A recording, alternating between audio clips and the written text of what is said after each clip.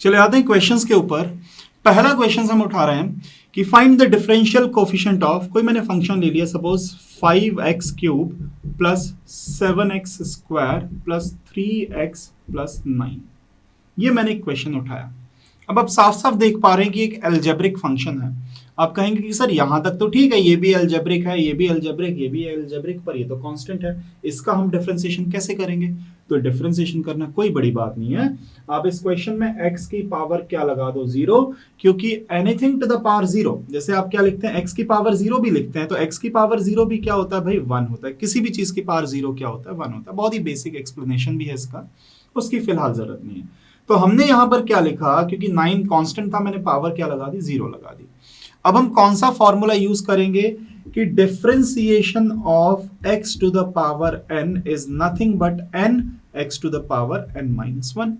क्या हो जाएगा? x की पावर n का differentiation n x to the power n minus 1 हो जाएगा। n की जो भी वैल्यू है वो क्वेश्चन में हम देखेंगे, वैल्यू को सब्सटीट्यूट करेंगे। देखिए बहुत ही आसान है, बच्चों ने अभी तक कर भी लिया होगा क्वेश्चन देखते से। 5 तो कांस्टेंट है, पर x क्यूब का क्या हो जाएगा? पहले पावर आती है आगे, मतलब 3 आ जाएगा आगे, और x की पावर क्या हो जाएगी? 3 माइनस 1। बात को समझिए कि इसी फॉर्मूला में x की पावर n, मतलब n कितना था? 3, तो 3x to the power 3 minus 1, ये हो गया। बढ़ते हैं आगे, प्लस 7x स्क्वायर क्या हो जाएगा? Twice of 2 minus 1 plus 3, x की पावर कुछ नहीं तो क्या है? 1 है, तो पावर क्या हो जाएगी? 1 माइनस 1। 1 अगर आप आगे लेके भी आएंगे तो उससे कोई फर्क नहीं पड़ता। और इसके बाद साथ में क्या हो गया? प्लस 9। अब पावर आगे आएगी तो 0x to the power 0 minus 1। इतना हो चुका।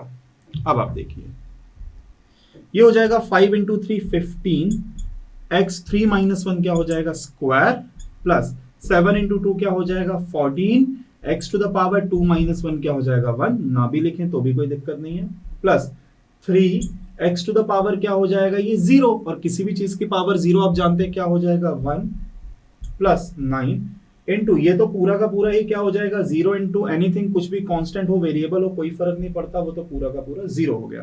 तो मेरे पास जो आंसर निकल के आ रहा है वो निकल के आ रहा है 15x square plus 14x plus 3, ये पूरा का पूरा टर्म 0 हो गया। तो डिफरेंशिएशन किसका? इस फंक्शन का। अगर ये f ऑफ x था तो ये निकल के आ गया f डैश x कह सकते हैं, या d by d x of f of x कह सकते हैं। तो ये हमारा क्या निकल के आ गया? Final answer. क्या क्या आपको चीजें याद रखनी है क्वेश्चन को जल्दी करने के लिए, कि कोई भी कांस्टेंट है, जैसे 9 है, तो कांस्टेंट का डिफरेंशिएशन सीधा सीधा क्या हो जाता है? 0 हो जाता है। 9 कांस्टेंट था, उसका डिफरेंशिएशन क्या हो गया? 0। आप कहेंगे सर कारण क्या था?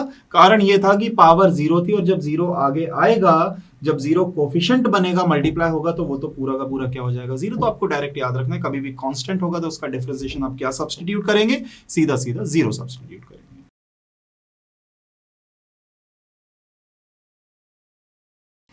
चलिए बढ़ते हैं आगे।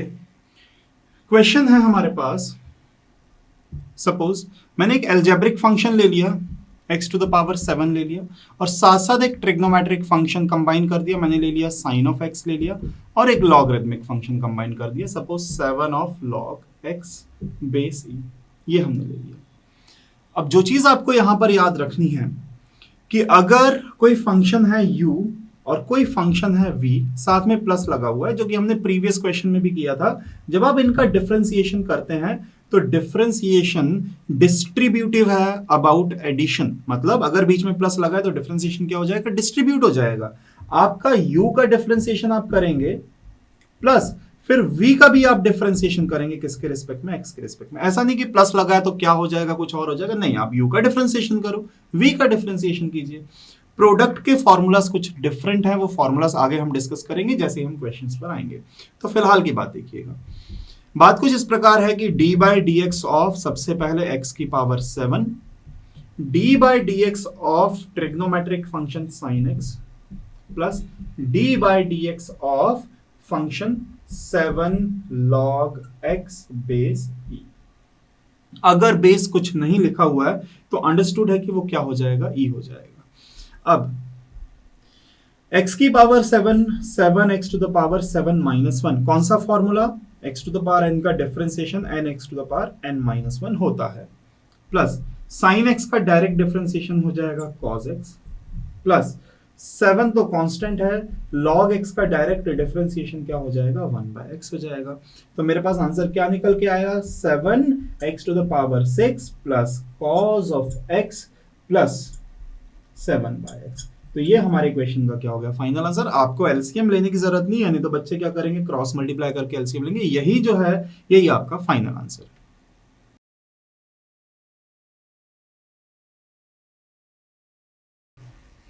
चलिए बढ़ते हैं आगे।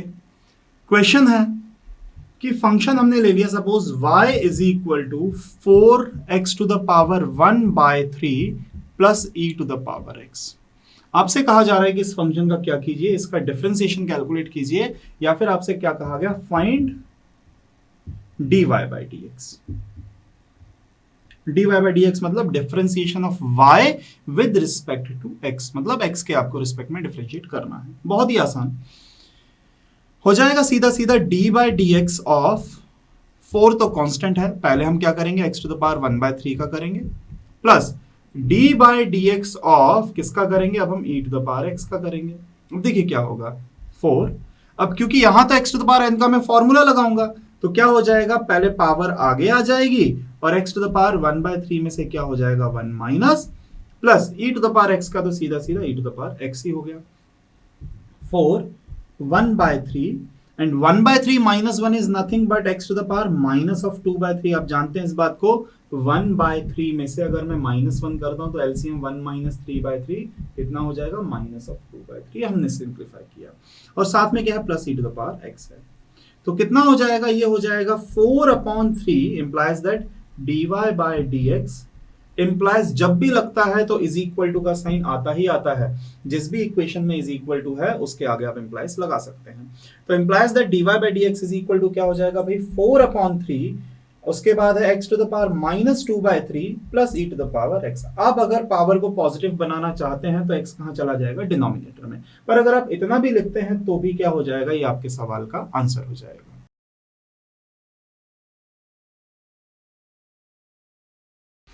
चलिए बढ़ते हैं आगे। हमसे कहा गया कि y इज इक्वल टू है suppose under root of x, find dy by dx, मतलब आपको y को डिफरेंशिएट करना है किसके रिस्पेक्ट में, x के रिस्पेक्ट में। अब ये जो भी हम आंसर निकालेंगे, आपने जब 12th क्लास में भी इसका डिफरेंशिएशन किया होगा तो आपने डायरेक्ट याद किया होगा, क्योंकि रूट एक्स बहुत ज्यादा यूज होता है। तो रूट एक्स का जो भी आंसर आएगा इसे हम मेमोराइज कर लेंगे डायरेक्ट। हम हर बार, ऐसा नहीं कि मैं हर बार रूट एक्स सिंप्लीफाई करूंगा, जहां भी क्वेश्चन में रूट एक्स आएगा मैं उसका डायरेक्ट आंसर लिखूंगा। पर इसे सिंप्लीफाई कैसे करें, आप कहेंगे कि सर आपने तो x to the power n का ही फॉर्मूला बताया है, पर ये तो एल्जेब्रिक फंक्शन में पावर तो कहीं दिख नहीं रही। अरे पावर साफ साफ दिख रही है भाई, ये रूट एक्स का मतलब क्या होता है, पावर है 1/2। रूट एक्स का मतलब क्या हो जाएगा, पावर 1/2। अब मैं x to the power n का फॉर्मूला लगाऊंगा जो कि इसका डिफरेंशिएशन होता है कितना, nx to the power n-1।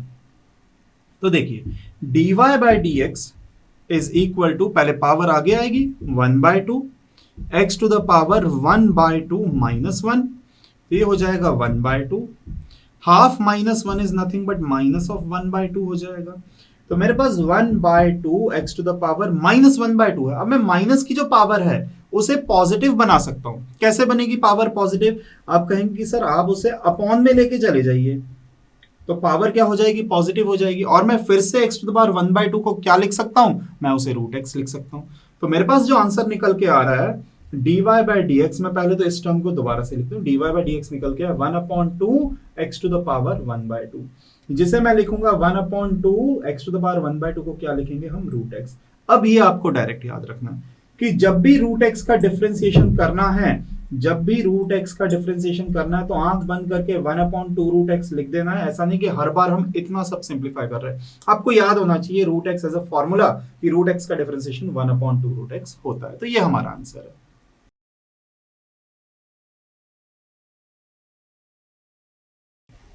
चलिए बढ़ते हैं आगे। Suppose y is equal to function है x to the power 6 plus 1/x to the power 6। Power 6 का डिफरेंशिएशन करना कोई बड़ी बात नहीं, पर 1/x टू द पावर 6 का आप डिफरेंशिएशन कैसे करेंगे ये हमें समझना है। तो इसका डिफरेंशिएशन मतलब dy by dx is equal to d by dx of x to the power 6 plus d by dx of x to the power -6। क्यों -6? क्योंकि जब पावर डिनोमिनेटर में पॉजिटिव है, न्यूमरेटर में जाएगी तो पावर क्या हो जाएगी? नेगेटिव हो जाएगी। अब डायरेक्ट फॉर्मूला में लगाऊंगा, x to the power n का जो डिफरेंशिएशन होता है वो क्या होता है भाई? वो होता है n x to the power n -1। तो पावर पहले आगे आ गई, 6 x to the power 6 -1 plus यहां पर भी पावर आगे आ गई -6 into x to the power -6 -1। Power -6 थी, आगे आ गई और पावर में से -1 भी हो गया। तो कुल मिला के जो आंसर आ रहा है 6x to the power 5 plus minus of 6x to the power -7। अब आप कहेंगे सर नेगेटिव पावर को मैं पॉजिटिव बनाना चाहता हूं, तो पॉजिटिव बनाना चाह रहे तो क्या बड़ी बात है, dy by dx is equal to, ये तो हो गया 6x to the power 5 minus of 6, मैंने माइनस साइन को बाहर निकाल लिया, प्लस के साथ मल्टीप्लाई किया तो -6 upon x to the power क्या हो जाएगा 7, नेगेटिव पावर अपॉन में जाएगी तो क्या हो जाएगी? पॉजिटिव। और यही इस क्वेश्चन का क्या आ गया? फाइनल आंसर निकल के आ गया। तो जब भी पावर डिनोमिनेटर में है आप उसे न्यूमरेटर में ले जाके पहले नेगेटिव बनाइए, डायरेक्ट फॉर्मूला अप्लाई कीजिए तो आपका आंसर निकल के आ जाएगा। चलिए बढ़ते हैं आगे। अब जो मैं क्वेश्चन आपको बताने वाला हूं ये बेस्ड होंगे दो फंक्शंस के प्रोडक्ट के ऊपर। क्वेश्चन करने से पहले अगर कोई दो फंक्शंस हैं, एक फंक्शन u है एक फंक्शन v है, दोनों सेम टाइप के भी हो सकते हैं, मतलब दोनों ट्रिग्नोमेट्रिक भी हो सकते हैं, एक एल्जेब्रिक एक ट्रिग्नोमेट्रिक भी हो सकता है, एक्सपोनेंशियल एल्जेब्रिक भी हो सकते हैं। तो फंक्शन सेम भी हो सकते हैं, डिफरेंट भी हो सकते हैं, पर जब आपको इनका प्रोडक्ट दिया है और आपको उनका डिफरेंशिएशन करना है तो भाई फॉर्मूला क्या होगा कि u का आप डिफरेंशिएशन कीजिए, मतलब फर्स्ट फंक्शन का डिफरेंशिएशन कीजिए into second function as it is, plus then second function का v का डिफरेंशिएशन कीजिए इनटू फर्स्ट फंक्शन आपको क्या रखना एज इट इज। पहले का डिफरेंशिएशन हो गया तो दूसरा एज इट इज आएगा, दूसरे का डिफरेंशिएशन हुआ तो first function as it is आ जाएगा। एग्जांपल से समझते हैं। मैंने एक एग्जांपल उठाया कि a e to the power x sin x plus b x to the power n into cos x। अब यहां पर अगर आप ध्यान देंगे a कांस्टेंट है, कोई फर्क नहीं पड़ता उससे, ये एक्सपोनेंशियल और ट्रिग्नोमेट्रिक का प्रोडक्ट है, यहां एल्जेब्रिक और ट्रिग्नोमेट्रिक का क्या हो रहा है? प्रोडक्ट हो रहा है। अब मैं क्या करूंगा, a क्योंकि कांस्टेंट है, d by dx of first function e to the power x into sin x as it is, plus अब यहां पे b कांस्टेंट है।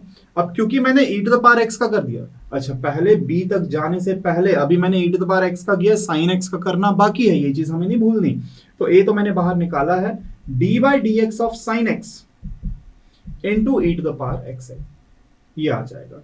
आप चाहें तो e to the power x को आगे भी लिख सकते हैं, बाद में लिखिए, उससे कोई फर्क नहीं पड़ता, प्लस सेकंड फंक्शन का इसका डिफरेंशिएशन अभी हम लिखेंगे, पहले हम इतने को सिंप्लीफाई कर लेते हैं। तो ये मेरे पास क्या आ जाएगा, e to the power x का differentiation e to the power x होता है, ये बात आप जानते हैं, sin x as it is, plus अब sin x का डिफरेंशिएशन cos x होता है into e to the power x as it is. ये तो मेरा फर्स्ट पार्ट हो गया। सेकंड पार्ट पे आते हैं।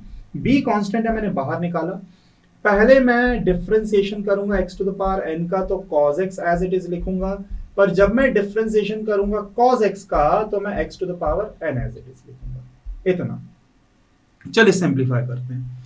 तो ये मेरे पास हो चुका है कुल मिला के dy by dx is equal to, अगर मैं इस फंक्शन को y मान रहा हूं तो dy by dx is equal to a e to the power x sin x plus e to the power x cos x, e to the power x को मैंने आगे लिख दिया, उससे कोई फर्क नहीं पड़ता, plus b x to the power n का जो डिफरेंशिएशन है क्या होता है, n x to the power n minus 1 cos x as it is, then cos x का डिफरेंशिएशन क्या होता है भाई, minus of sin x into x to the power n as it is. ये हमारे इक्वेशन का क्या हो जाएगा, फाइनल आंसर हो जाएगा।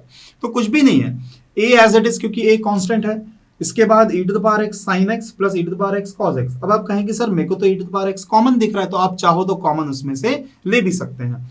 तो मैंने क्या किया, यहां पर a लिखा, e to the power x common भी ले लिया, चलिए e to the power x common ले लिया तो बचा क्या, sin x plus cos x। अब यहां पर क्या आप कुछ कॉमन ले सकते, तो आप कहेंगे सर x की पावर n कॉमन निकालना है, चलिए ठीक है, b तो था ही, x to the power n minus 1 मैंने कॉमन निकाला, x to the power n, क्योंकि हम छोटी पावर कॉमन निकाल सकते हैं। तो यहां पर बचेगा n cos x माइनस, अब यहां पर x की पावर n माइनस वन निकल गया तो एक x तो बचेगा ही और साथ में क्या बचेगा sin x। ये हमारे इक्वेशन का क्या हो गया फाइनल। इससे ज्यादा ये फर्दर सिंप्लीफाई नहीं हो सकता। अगर आप कुछ भी कॉमन नहीं निकालते तो ये भी आपका आंसर सही होता, अगर आप कॉमन निकालते हैं तो भी ये आंसर क्या है एकदम सही है। चलिए बढ़ते हैं आगे। और अब जो हम डिफरेंशिएशन के क्वेश्चंस करने वाले हैं वो है डिवीजन रूल के ऊपर। इसे कोशेंट रूल भी बोला जाता है कि अगर दो फंक्शंस, अभी मैंने प्रोडक्ट बताया था, अगर दो फंक्शंस डिवाइड हो रहे हैं तो इनका डिफरेंशिएशन कैसे करना है। तो d by d x of u upon v. हालांकि मैं इसे प्रोडक्ट रूल में कन्वर्ट करके कर सकता हूं, मतलब एक फंक्शन मैं u ले लूंगा और दूसरा फंक्शन वन अपॉन वी ले लूंगा तो भी काम हो जाएगा। पर अगर मैं डिवीजन का नया फॉर्मूला बनाना चाहूं तो क्या हो जाएगा, डिनोमिनेटर का स्क्वायर, डिनोमिनेटर क्या है v का स्क्वायर हो जाएगा। सबसे पहले हम लेंगे न्यूमरेटर का डिफरेंशिएशन, मतलब u का differentiation v as it is minus then v का differentiation u as it is. ये आपको याद रखना है कि पहले न्यूमरेटर का डिफरेंशिएशन होगा। ऐसा नहीं कि जो प्रोडक्ट रूल था उसमें किसी का भी पहले करो किसी का भी बाद में करो, फर्क नहीं पड़ता क्योंकि बीच में प्लस का साइन था। पर यहां पर क्योंकि माइनस का साइन है तो टर्म्स आप आगे पीछे नहीं कर सकते। आपको बहुत अच्छे से याद रखना है कि डिनोमिनेटर का स्क्वायर हम करेंगे, पहले न्यूमरेटर का ही डिफरेंशिएशन होना चाहिए, denominator as it is, then denominator का होना चाहिए, फिर न्यूमरेटर एज इट इज। ये हमारा क्या है, ये हमारा क्वोशिएंट रूल या डिवीजन का रूल है डिफरेंशिएशन का। आप कहेंगे सर एग्जांपल से समझाइए, तो मैंने एक एग्जांपल, ये एक ट्रिग्नोमेट्रिक फंक्शन मैंने ले लिया, सपोज sin x ले लिया, अपॉन में मैंने एक अलजेब्रिक फंक्शन लगा दिया, सपोज x क्यूब मैंने लगा दिया, तो sin x upon x cube ये हो गया। अब इसका अगर आप डिफरेंशिएशन करना चाहते हैं तो देखिएगा, अकॉर्डिंग टू द फॉर्मूला सबसे पहले डिनोमिनेटर का x क्यूब का क्या हो जाएगा स्क्वायर, तो स्क्वायर हो जाएगा, तो मैंने तो डायरेक्ट 6 लिख दिया था, हालांकि हम अगले स्टेप में लिखेंगे कि x क्यूब का पहले क्या हो जाएगा स्क्वायर हो जाएगा, डिनोमिनेटर का स्क्वायर। न्यूमरेटर मतलब sin x का आपको क्या करना है डिफरेंशिएशन, आप आगे चाहो तो d बाई डी एक्स लगाइए या सीधा डैश भी लगा देंगे, कोई फर्क नहीं पड़ता, x cube as it is minus फिर d by d x of x cube into numerator sin x as it is, बस बात खत्म। बस इतने को सिंप्लीफाई करेंगे, is equal to sin x का आप जानते हैं cos x into x cube minus x cube का क्या हो जाएगा 3x square into sin x divided by x to the power 6।